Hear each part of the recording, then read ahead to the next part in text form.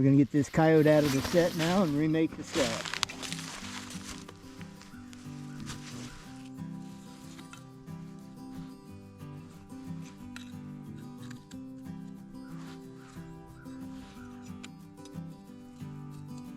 These extensions really make it nice on these bridgers because they got 4 springs on them and they're pretty tough. You can see the stake, how much it's pulled up here. That's a good, well, it's right at 3.5 inches up. But he's still got another 28 inches to go to get it out. And there it's back in again. Okay, I'm gonna get this coyote thrown in the truck real quick, and then we'll get busy on making this set. Set done. We're gonna take and cover this blood and get it out of here. We don't need that in the set.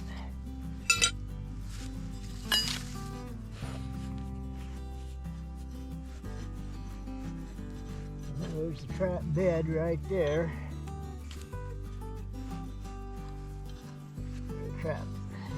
Trap hole. There's the trap bed. Good dry dirt still in there.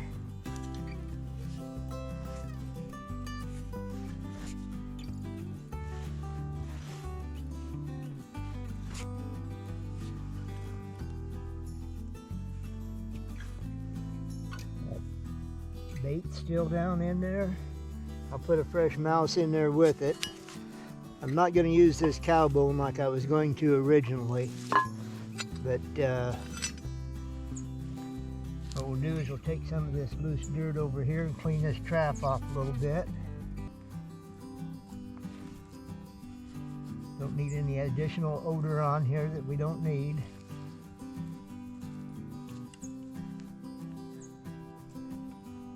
Bit of that coyote blood off of me too, that won't hurt a thing. Okay, so we'll just set this trap. See how bad he's got it boogered up here. No, not too bad. Well, he bent the dog really bad. That's why I always bring my hammer with me to pound the stake in and to get the dog straightened up. I'm going to show you that real quick. I don't know if you can see that there in the camera or not, but he's got that dog bent out and up. So when they get going, they got some strong jaws.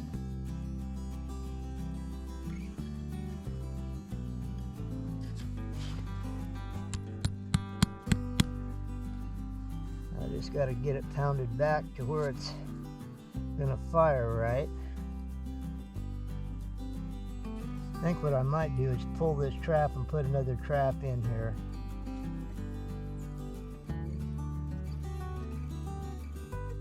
Let's see.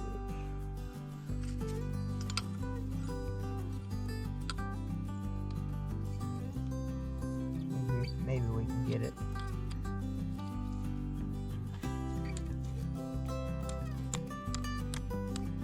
There we go. Got to be smarter than the trap. That should do it. We'll dry fire it once just to make sure it's going to fire. If it doesn't, then we're going to get another trap and put in here. But I think that'll just about do it. Pan's sitting pretty level already. Out there. That looks pretty good actually. Trap fire's good. Good pan tension. About 2 to 3 pounds is what I like on them for coyotes and cats.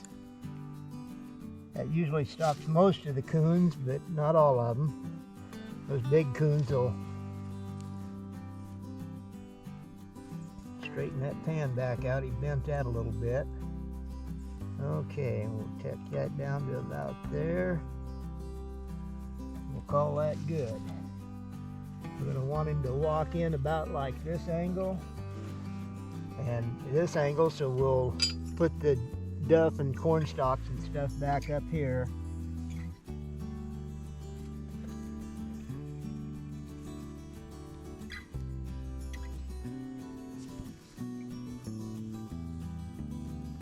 There we go.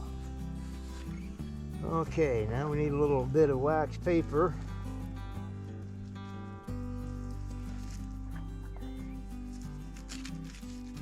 About 2 rolls of it usually does it. If I get 3, then that's okay, I'll make it work, but we'll lift up our loose jaw. Bend these corners over. About like that, just make a little V on it. Set that over the dog. Put those little flaps underneath the dog. There we go. Now we'll take our sifter. Get a little bit of dirt here. Put on that. That's more something that I do just because we normally have wind pressure around, and I want to make sure that I've got dirt on the wax paper to hold it in. Okay, so now we're going to put a little dirt around the trap. We'll get the trap bedded.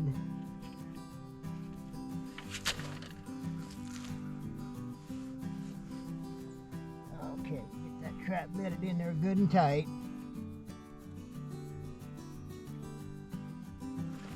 You push on them jaws, you don't want that there. See that trap's moving? So I'm going to get some more dirt right under there.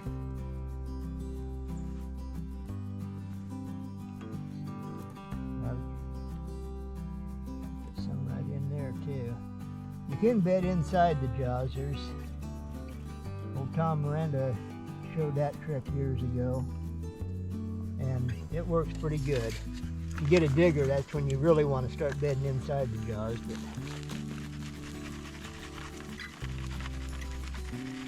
and all that I did with my hands and stuff, that's all going to be covered up with this fresh dirt that I'm throwing on here. It's got that coyote smell to it. I wouldn't doubt a bit if we don't pick up another coyote here in a day or so.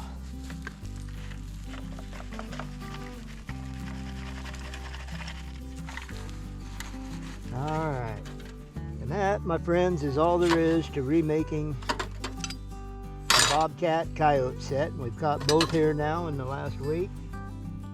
Got that big old Bobcat. Pile this stuff up here and we'll make our walkthrough just like I always do. But I like making them walkthrough sets.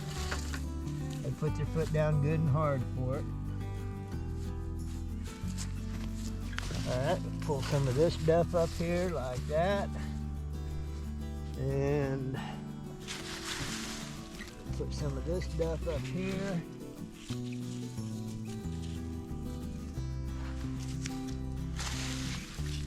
The coyote did not like being restrained at all. He's got this stuff just chewed up.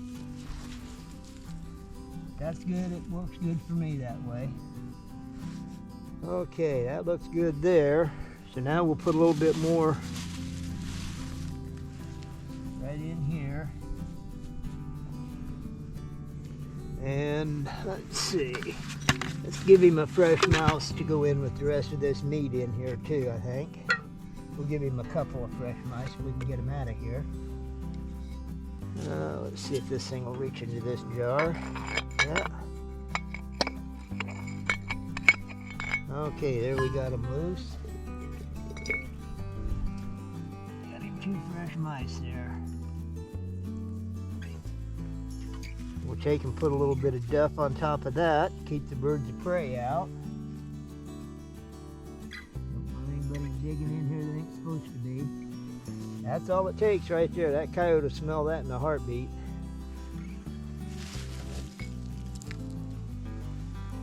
This over here.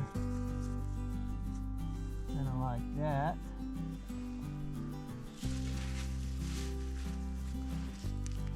There's what's left of the paper. He did not enjoy being caught. That's all right. Restrained, I should say. That's what it is. It's just a restraint to hold him until we get here.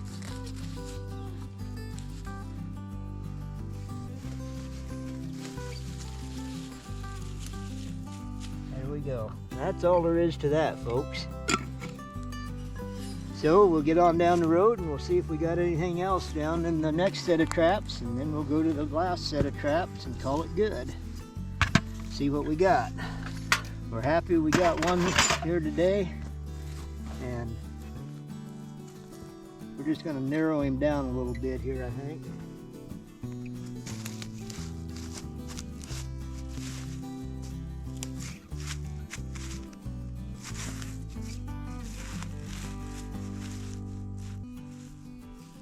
That's good like that.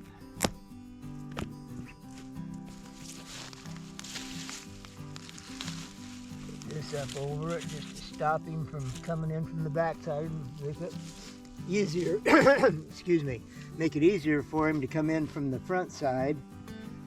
And coyotes being the way they are, they like easy.